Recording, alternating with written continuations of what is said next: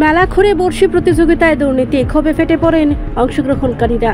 মেলা ঘুরের ঐতিহ্যবাহী পদ্মা রিভার ফিশারির বর্ষি প্রতিযোগিতা ঘিরে এবার উঠেছে দুর্নীতির অভিযোগ।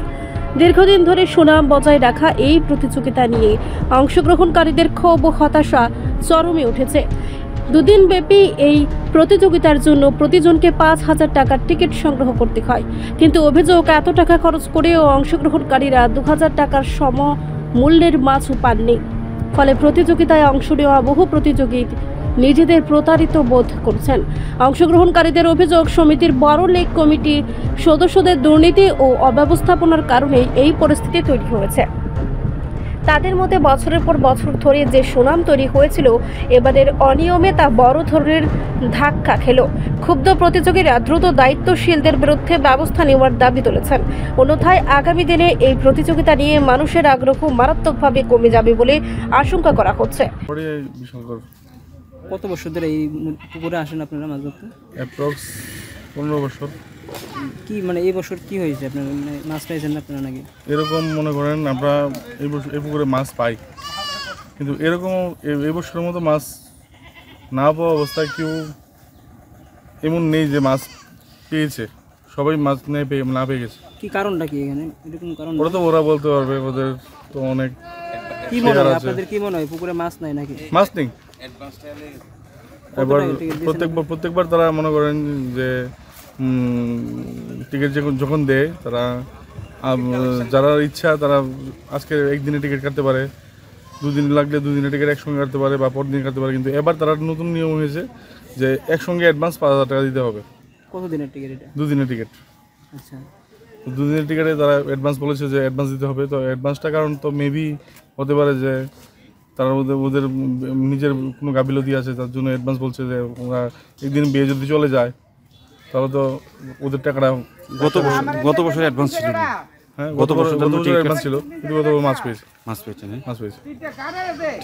সবাই পায়নি। বিগত দিনে পদ্মাটা পাতে যখন টিকিট দেওয়া হতো তখন একটা লিমিট ছিল, সব কিছুর এতটার সময় উঠতে হবে। ওরাও এই বছরও সেমই করেছিল, ৫টার সময় ছিপ ফেলতে হবে, ৬টার সময় উঠাতে হবে।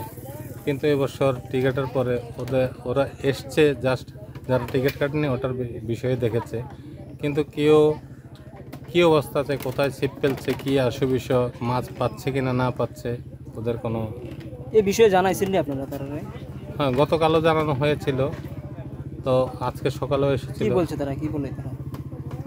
ওরা কি বলবে, বলছে তো মাছ আছে। তো এখন জাল টানলে বোঝা যাবে। আমরা তো যারা টিকিট করে বিভিন্ন জায়গাতে, কলকাতা বলুন বাংলাদেশ বলুন, এখানে বিগত দিনে শুধু কলকাতা নয় বাংলাদেশ থেকেও এখানে ফিশিং করতে আসতো। আজকের দিনে সব ডেস্টে করে দিচ্ছে, আমাদের যারা ফিশিংয়ের জন্য আমন্ত্রণ করছে ডেস্টে করে দিচ্ছে।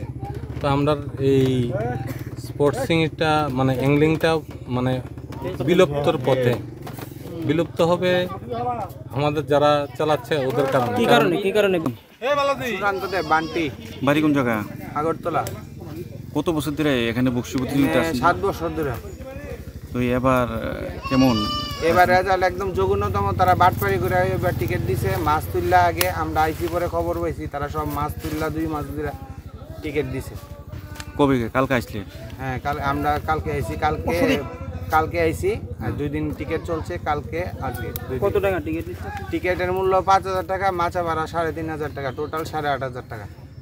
এখন পর্যন্ত মাছ কত টাকার মাছ পাইছেন এখন পর্যন্ত মাছ মানে 500 টাকার মাছও পাইছি না। আপনাদের কত টাকা খরচ হবে মনে করেন? আমাদের টোটাল মনে করেন যে গিয়ে 17-18,000 টাকা খরচ হয়ে গেছে। আপনারা তো লাভের আশা তো আসলেন? হ্যাঁ, লাভের আশায় আসলাম।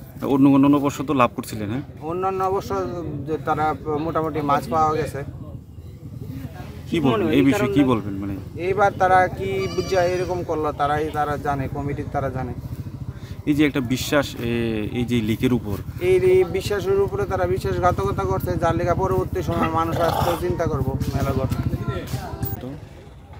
কত টাকা দেখেছেন তো? 2টো মাছ পেয়েছি, একটা হবে 300 গ্রাম, একটা কাতলা পেয়েছি, এটা 70 গ্রাম হবে। এটা কি শুধু আপনাদের ক্ষেত্রে না, সবার ক্ষেত্রে এক অবস্থা? সবার ক্ষেত্রে এক অবস্থা।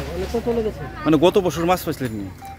গত বছর মাস হয়েছে, তার আগেও যখন টিকিট হয়েছে পদ্মাটাপা বলতেই সবাই অজ্ঞান ছিল, এখানে প্রচুর মাছ পেয়ে যেত।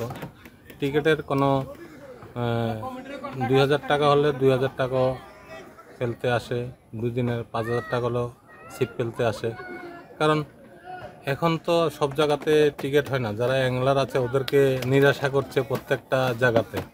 তো নিরাশা যখন হবে, হতাশ হবে একটা স্পোর্টস। এখানে কিন্তু আরেকটা বিষয় আছে, অ্যাংলিংয়ের মাধ্যমে অনেক ব্যবসায়ী আছে, এখানে দোকান খুলবে, ব্যবসা করবে, তারা আমাদের থ্রুতেই একটা ব্যবসা করলে যারা ওদের লাভবান হবে।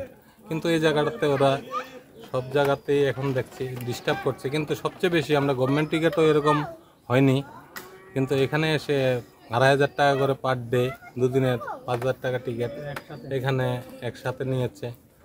তো এখানে সব হতাশ আমাদের ট্যাংরার ভাইরা। কি মনে হয় আপনাদের সাথে কি প্রতারণা করা হয়েছে এই বিষয়টা নিয়ে? প্রতারণা বলতে কি বলবো, ওরা বলছে তো মাছ আছে, আমরা তো এত মানে ভাবে আমরা মানে সব আমরা সাইন্টিফিক বলুন আর নিজের ইচ্ছায় বলুন সব জায়গাতে চেষ্টা করি, কিন্তু এরকম হতাশা হয়নি কোনোদিন। আজকে যেটা হতাশা হলাম। রিপোর্ট সংবাদ প্রতীক্ষা।